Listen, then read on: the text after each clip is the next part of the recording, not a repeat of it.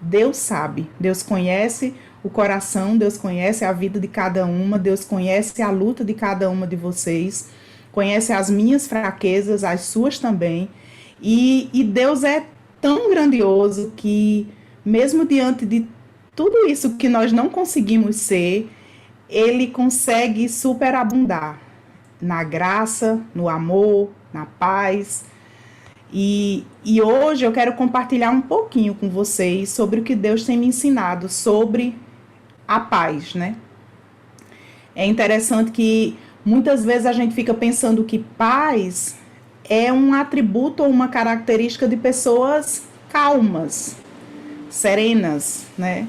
Olha e diz, isso é coisa de quem é tão calminho, de quem fala baixinho, de quem é uma pessoa assim mais lenta, uma pessoa mais delicada, né? Eu não sou nada disso. Eu falo alto, eu sou espalhafatosa, não sou delicada no jeito de falar. E muitas vezes eu lembro que uma irmã em Cristo, que é bem espalhafatosa também, ela olhava e dizia assim: Mas, Kátia, tu não tem medo de nada, é? Tu não tem medo de nada, né? Tu fica assim, parece que o mundo desaba, tu não tem medo de nada. E eu ficava me perguntando, quando ela perguntava se eu tinha medo, eu realmente ficava me perguntando de que era que eu tinha medo. Eu tenho medos, né? Ser mãe, a gente tem um monte de medo, né? Ser mulher, a gente tem muito medo. Ser gente, né? Ser gente nos dá medo. Mas, na verdade, eu acho que eu não dou muito crédito para os meus medos, sabe? Eu não presto muita atenção neles, não.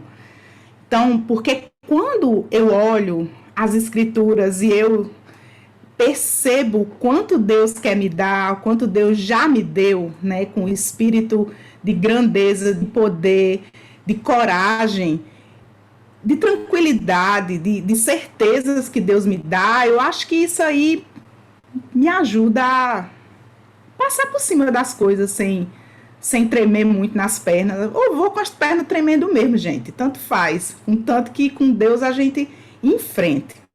Então, eu preparei um slide rapidinho para me ajudar me organizar com as passagens bíblicas. Eu fiz praticamente um apanhado, um estudo bíblico. Eu nem sei como é o nome disso. Leilane aí, que é a teóloga de plantão, pode me dizer, eu nem lembro. O estudo exaustivo, sei lá, esses trecos que os estudiosos eruditos chamam aí, que é tanta passagem bíblica, mas assim, já que a Elaine me deu só 2 horas e meia, eu vou tentar nessas 2 horas e meia passar um pouco disso que eu aprendi para vocês. Mas enfim, vou começar a apresentar. Apresenta aí, Alice, por favor.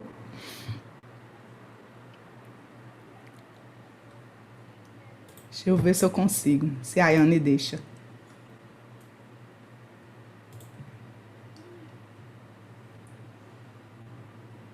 Oi? Consigo, né? Compartilhar? Consigo. E aí, deu certo? Coloca a tela cheia, Alice, please. Acho que é.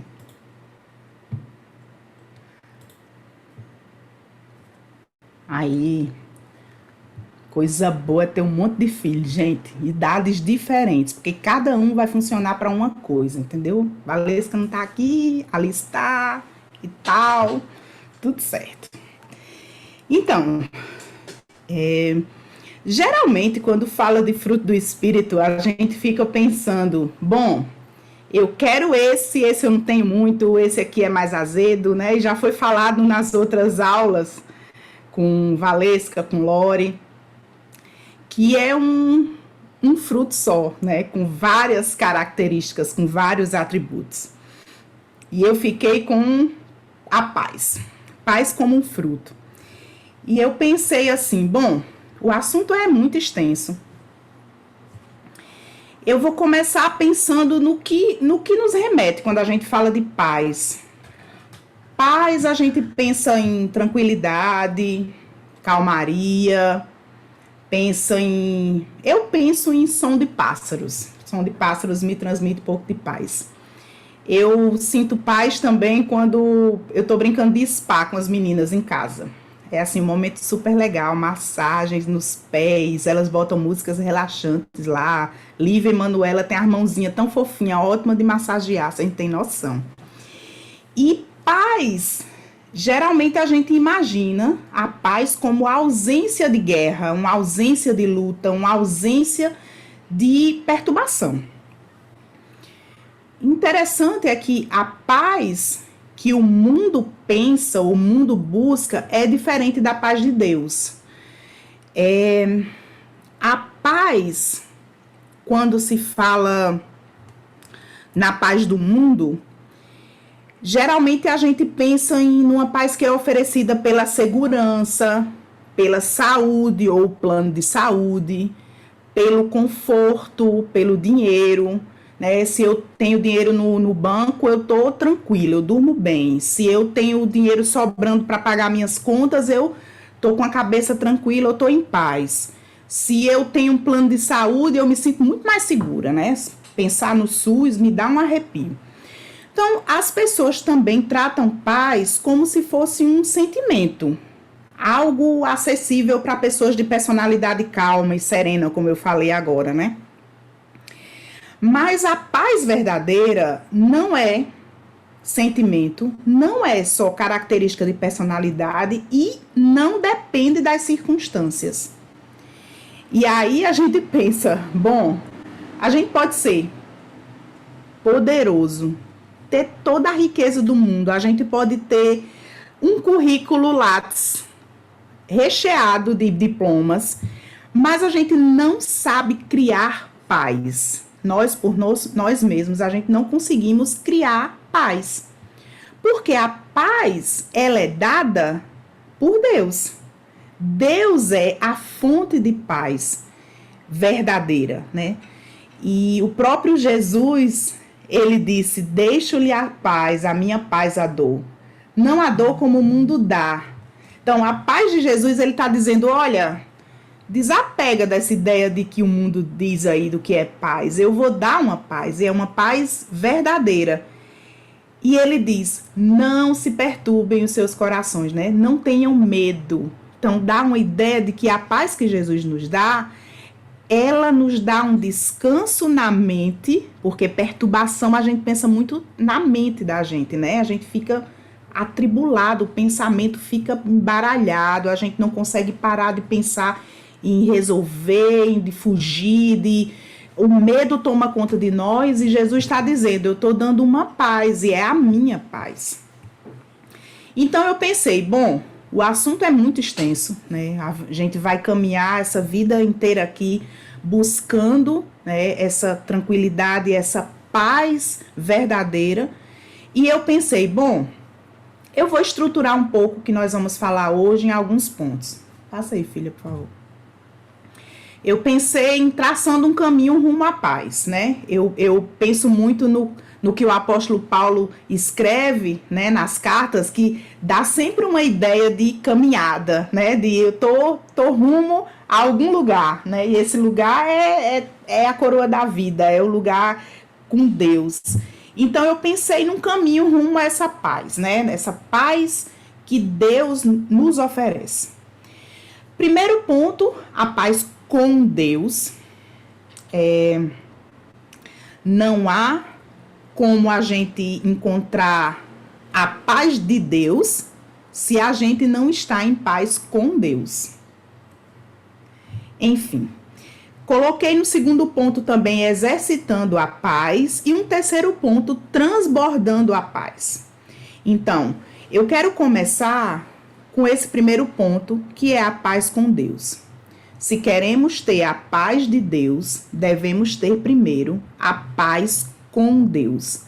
As escrituras falam de paz também usando uma palavra, né, na raiz grega, que fala de pacificação, de fazer as pazes, de justificação, né?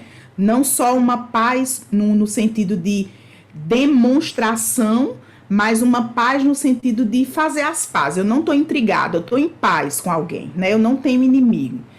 E a palavra de Deus diz que nós, na nossa essência, nós somos inimigos de Deus, por causa do pecado. E ser justificados com Deus é o primeiro passo para que a gente possa obter a paz de Deus. Por quê? Porque Deus é a fonte de paz. Cristo é o príncipe da paz. Jesus falou em João 14,6: Eu sou o caminho, a verdade e a vida. Ninguém vem ao Pai a não ser por mim.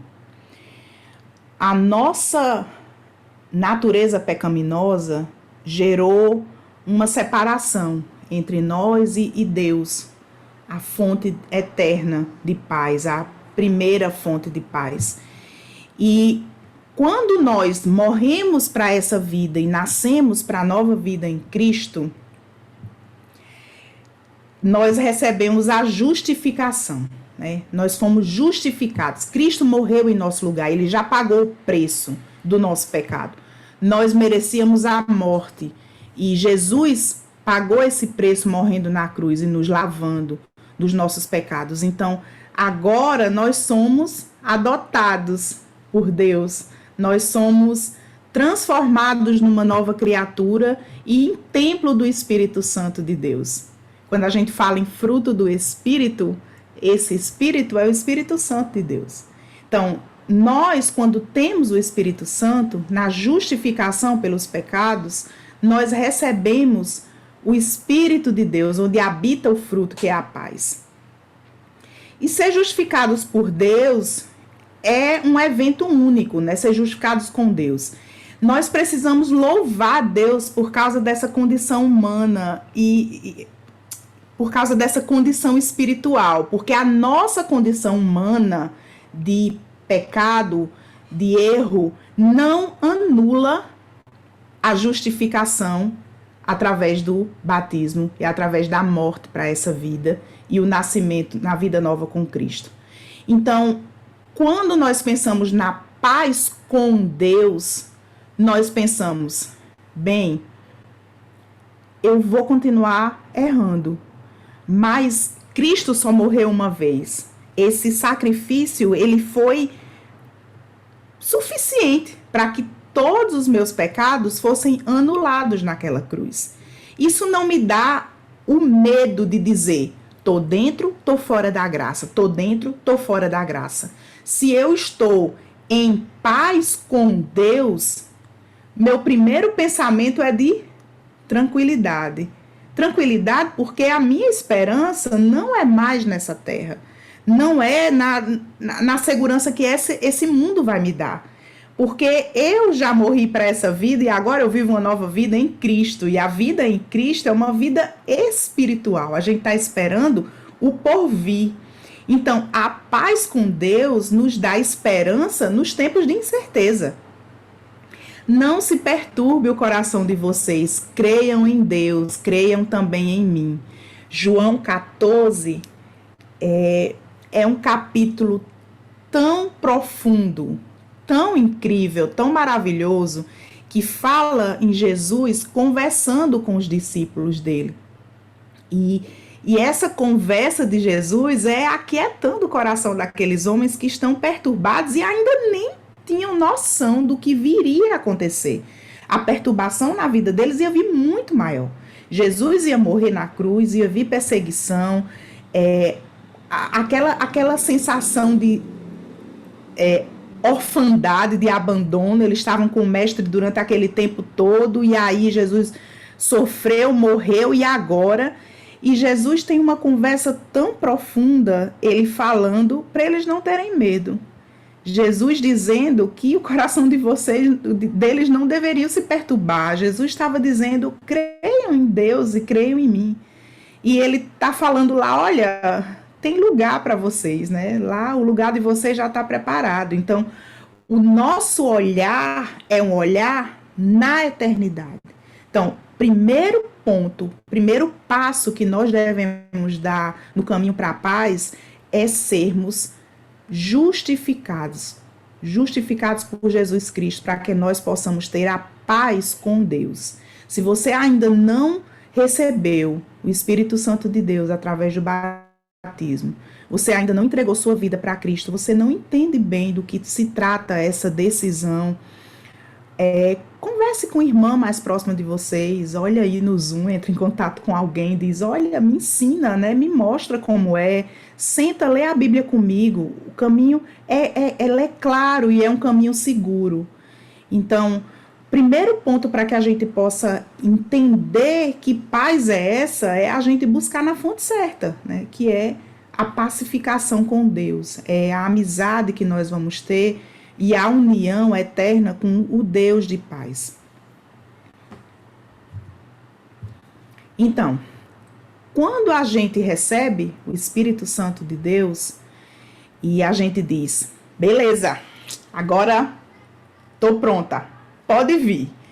A gente começa a perceber que nós ainda temos um caminho muito longo, que nem um bebezinho, né? A gente começa a tentar amadurecer, tentar ser capacitado por Deus para aguentar as pancadas que esse mundo dá. E são muitas pancadas. Eu lembro, sabe, gente, que no período que nós saímos de João Pessoa, fomos para Campina Grande começar um trabalho lá, começar uma congregação lá. E passamos 5 anos em Campina Grande e depois a gente voltou para João Pessoa. Terminamos o trabalho lá em Campina, voltamos para João Pessoa. Júnior não trabalhava mais como evangelista, foi um tempo que ele ficou trabalhando secular, e a gente não tinha certeza de absolutamente nada. A gente não tinha... Eu tinha meu trabalho numa cidade que ficava muito longe agora. Júnior não tinha um emprego fixo, e nós tínhamos 4 filhas, contas para pagar, sem casa própria, e isso me deu uma sensação de... Sabe quando você está andando em cima de sabão, né? Você sabe que está pisando, mas o lugar não é nada seguro e você tem certeza que a qualquer hora você vai bater com a cara no chão. Então era basicamente essa sensação que eu tinha. Volta, Alice. E eu lembro que eu comecei a me inquietar.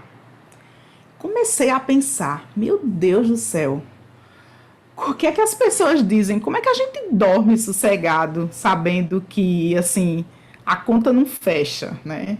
Como é que a gente dorme sossegado, sabendo que tem pessoas que tem filhas que estão dependendo de nós financeiramente, né? Como é que a gente dorme tranquilo, sabendo que, assim, parece que as coisas não vão dar certo, né? A gente não vai dar conta. E eu lembro de conversas que eu tive com algumas irmãs, que uma delas, ela mora em Brasília, ela nos ajudou financeiramente durante 10 anos. E ela, falando comigo, disse assim, Kátia, sabe, esse momento é o momento que você vai perceber de onde é que vem a sua paz.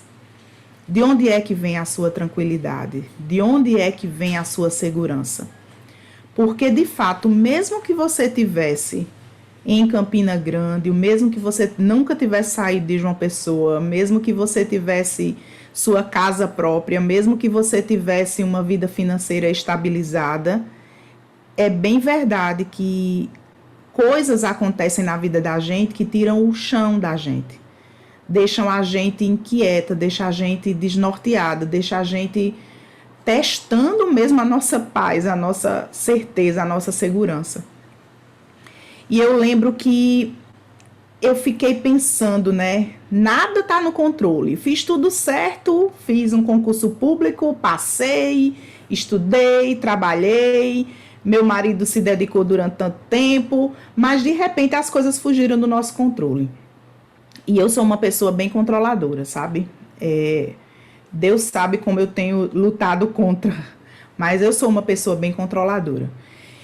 E eu comecei a ficar muito irritada, uma pessoa muito amarga, muito azeda com meu marido, cansada, doente. E eu tive zika. Nesse tempo todo eu ainda tive zika. E nesse período aí, eu lembro que Júnior estava fazendo aniversário, eu estava de cama, doente, muita febre. E eu querendo, pelo menos, dar os parabéns para ele do dia do aniversário. E assim, me sentindo muito mal. E eu só pensava em Deus.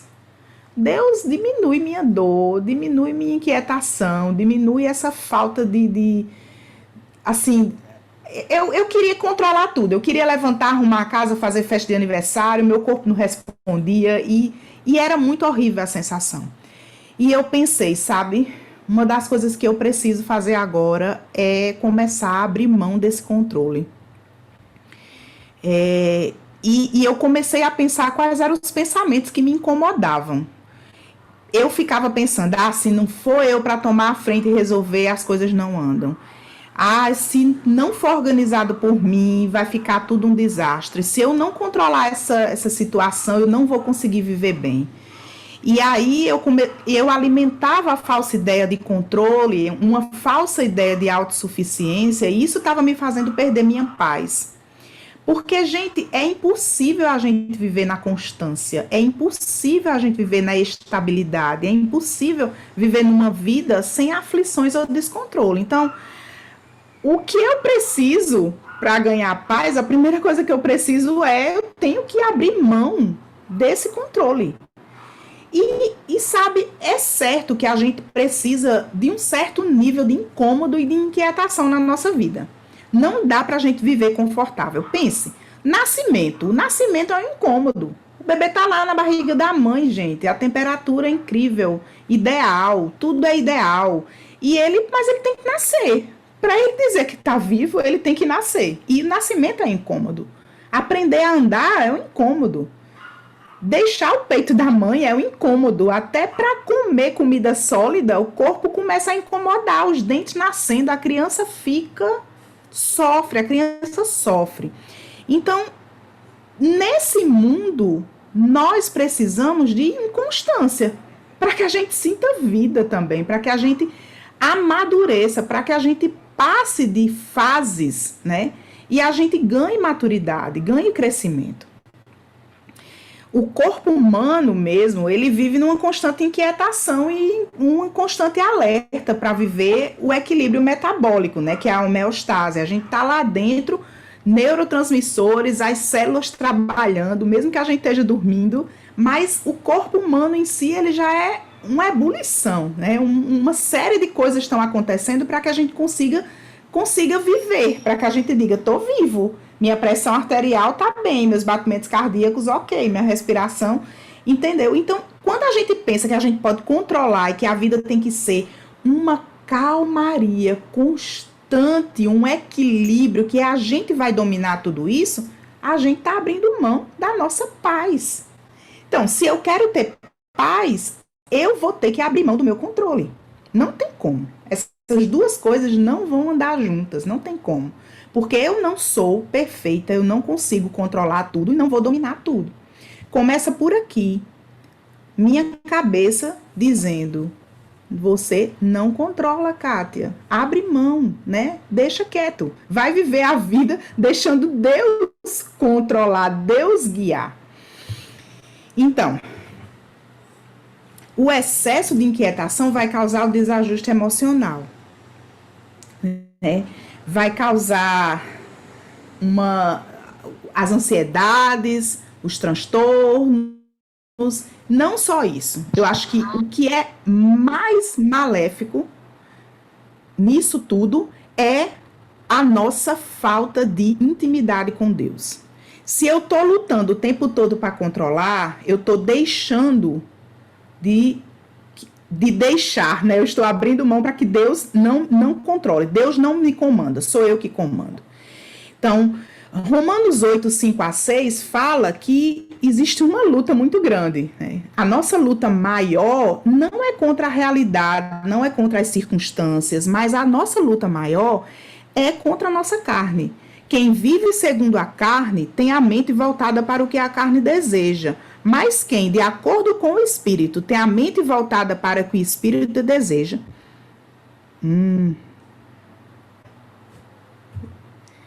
Não, volta lá. Aí, tá.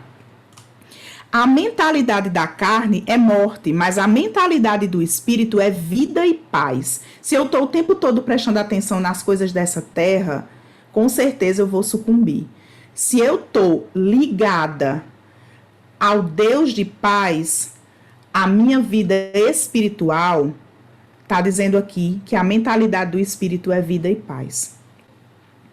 Então, outro ponto para mim é a vida com contentamento. A gente passa muito tempo descrevendo, apontando, dizendo coisas que a gente não gosta, né? Seja na comida, às vezes a gente senta e olha pro prato e a gente diz, eu não gosto disso. Criança faz muito mais, né? Mas adulto, eu já vi muito adulto fazer o tempo todo também.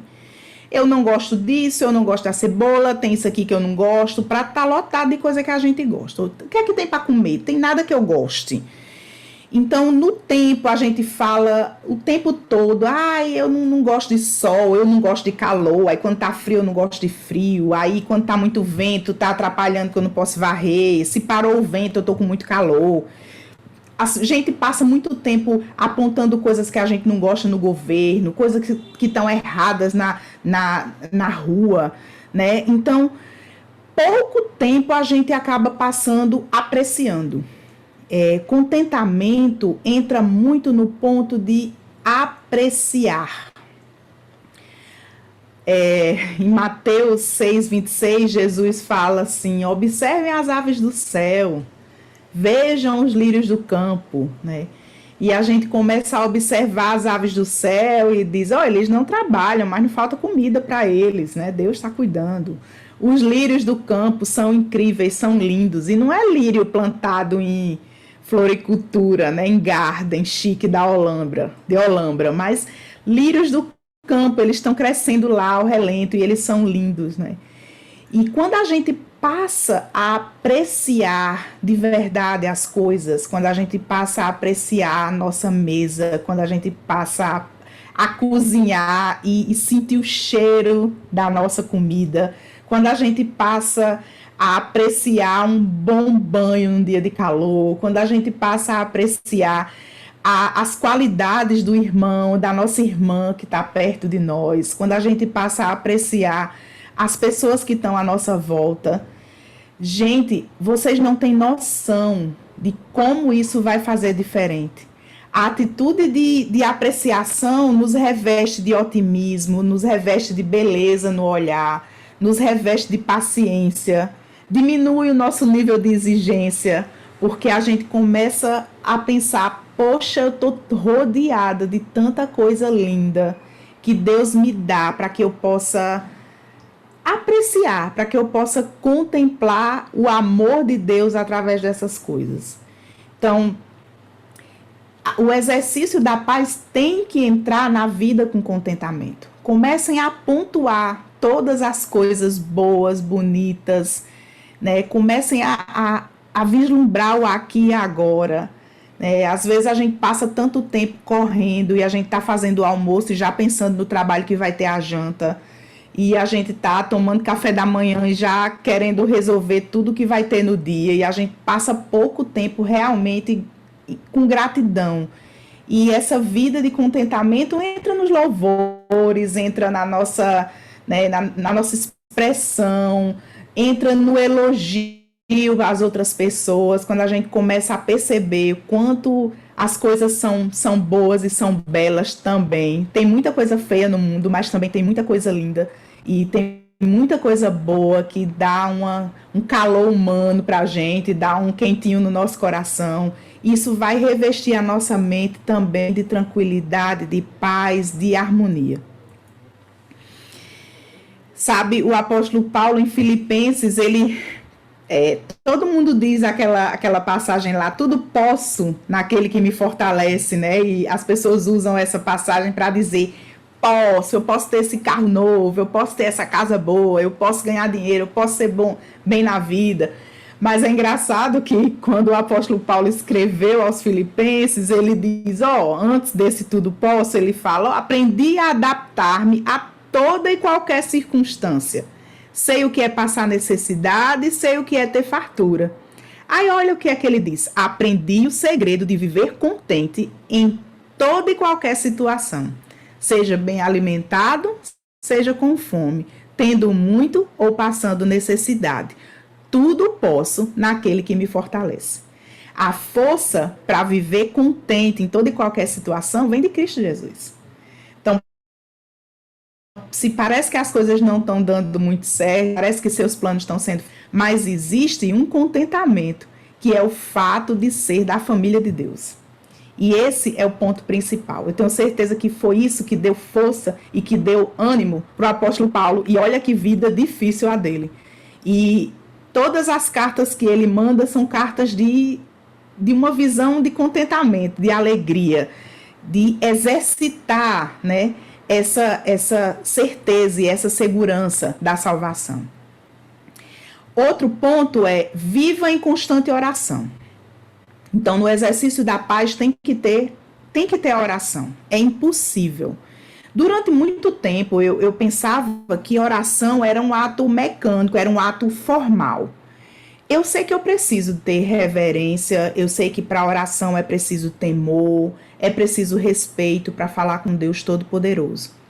Mas esse Deus Todo-Poderoso, ele nos adotou. Ele nos deu o direito de chamá-lo Abba Pai.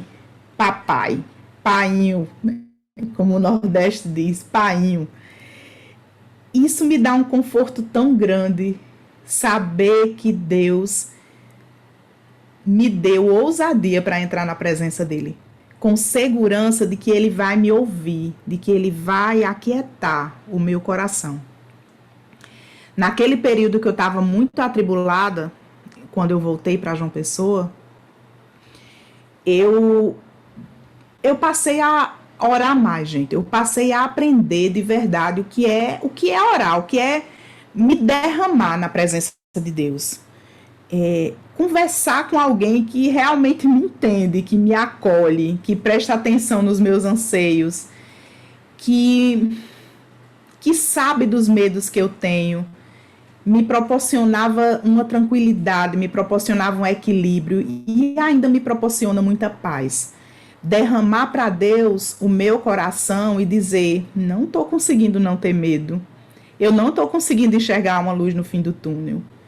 E cada vez que eu me debruçava diante desse Deus Todo-Poderoso, muitas vezes era com orações em forma de cânticos, muitas vezes eram orações num momento de faxina, era indo trabalhar num lugar longe, num lugar insalubre. E eu sabia que eu podia orar e eu tinha como orar, porque a oração era a minha conversa com Jesus. Eu sei que a gente tem orações formais, sim, né? Eu sei que a gente tem momentos de oração públicas, né? Onde a gente está no culto, orações nesses momentos que a gente tem. E Deus se agrada e são imprescindíveis.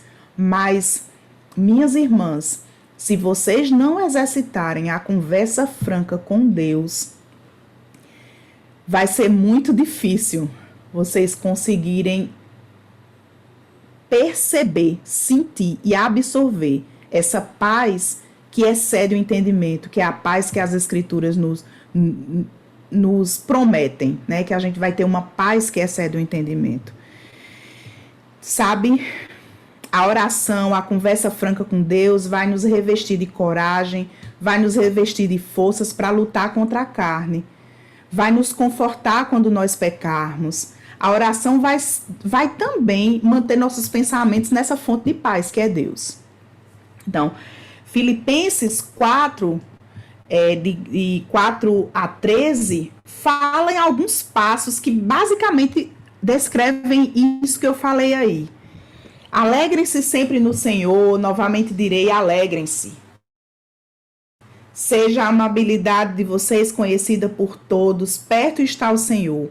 Não andem ansiosos por coisa alguma, mas em tudo, pela oração e súplicas e com ação de graças, apresentem seus pedidos a Deus. E a paz de Deus, que excede todo entendimento, guardará os seus corações e as suas mentes em Cristo Jesus. Sabe, quando a gente faz esses passos de ter paz com Deus e de exercitar a paz como uma ação, como um ato pensado, eu estou buscando paz, eu quero alimentar de paz. Paz como fruto, para mim, a ideia de fruto é uma expressão de fertilidade do ser, sabe? Penso numa mangueira, que eu gosto muito de manga, né? Minha fruta preferida. Quando a mangueira dá manga, ela demonstra que ela é uma árvore fértil, é uma árvore frutífera. E o fruto do Espírito é a expressão da fertilidade do cristão. Então, eu tenho paz com Deus, a paz está dentro de mim, e agora o fruto do Espírito dá uma ideia de demonstração da paz. E aí, quando eu penso em fruto do Espírito de maneira prática, passa aí, Alice, por favor. O fruto do Espírito como paz, eu penso em promoção de ações de paz, né? Eu vou promover ações de paz. Agora, eu vou ser uma pacificadora. E aí a obra de Deus, ela começa a se demonstrar completa na minha vida. A paz não é só no meu interior, mas eu vou expressar essa paz. Eu quero ler Romanos 12, porque fala de maneira muito clara uma expressão dessa paz, desse fruto do Espírito. Só um pouquinho. A letra aqui está melhor.